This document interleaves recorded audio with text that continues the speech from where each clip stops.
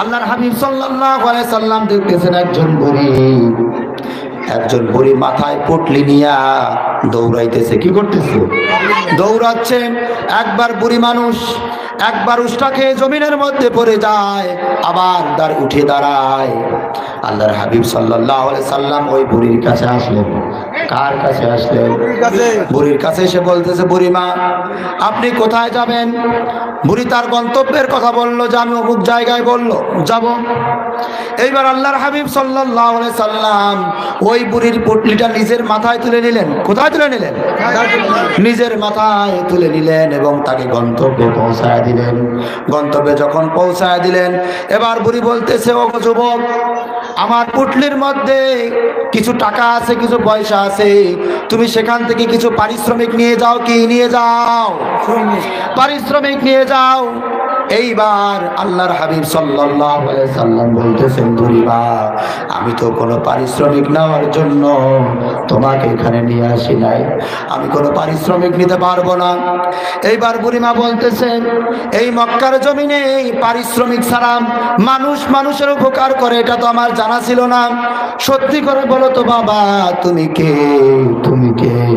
এইবার আল্লাহর হাবিব সাল্লাল্লাহু আলাইহি সাল্লাম বললেন, বুড়িমা, আপনি বলেন তো, আপনি মক্কা নগর ছেড়ে আপনি এই জঙ্গলে কেন এসেছেন?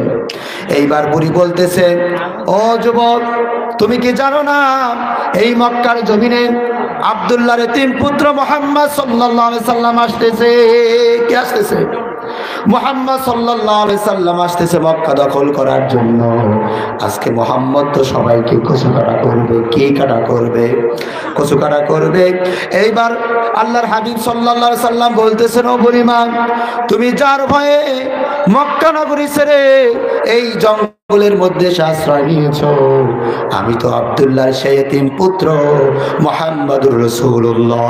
সুবহানাল্লাহ। কোন বুড়িমা বলল, যেই মানুষটা এই মক্কার জমিনে তোমাকে নিয়ে বাবা অনেক কথা শুনেছি, তুমি নাকি অনেক খারাপ, তুমি নাকি সন্ত্রাসী, কিন্তু যেই মানুষটা কোনো পারিশ্রমিক ছাড়া আমার মতো একজন বুড়ি মানুষের উপকার করতে পারে, কল্যাণ করতে পারে, যেই মানুষটার ব্যবহার এত সুন্দর, যার চেহারা এত সুন্দর, সে কোনো সাধারণ মানুষ হতে পারে না। নিশ্চয়ই তিনি একজন মহামানব হবেন। কি মানব হবেন? মহামানব হবেন। আমি বুঝতে পেরেছি তুমি কোনো সাধারণ মানুষ নও, নিশ্চয়ই তুমি আল্লাহর নবী, আল্লাহর রাসূল। বুড়িমা বলল, মুহাম্মদ, আমি আর দেরি করতে চাই না, আমাকে কালেমা পড়ায়া এখনই মুসলমান বানায়া দাও। বুড়ি কালেমা পড়ল, লা ইলাহা ইল্লাল্লাহু মুহাম্মাদুর রাসূলুল্লাহ। জিকির করেন, লা ইলাহা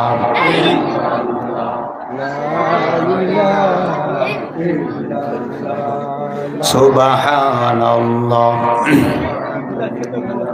লা ইলাহা, জোরে, লা ইলাহা সুবহানাল্লাহ ওয়ালহামদুলিল্লাহ, লা ইলাহা, আর জোরে, লা ইলাহা,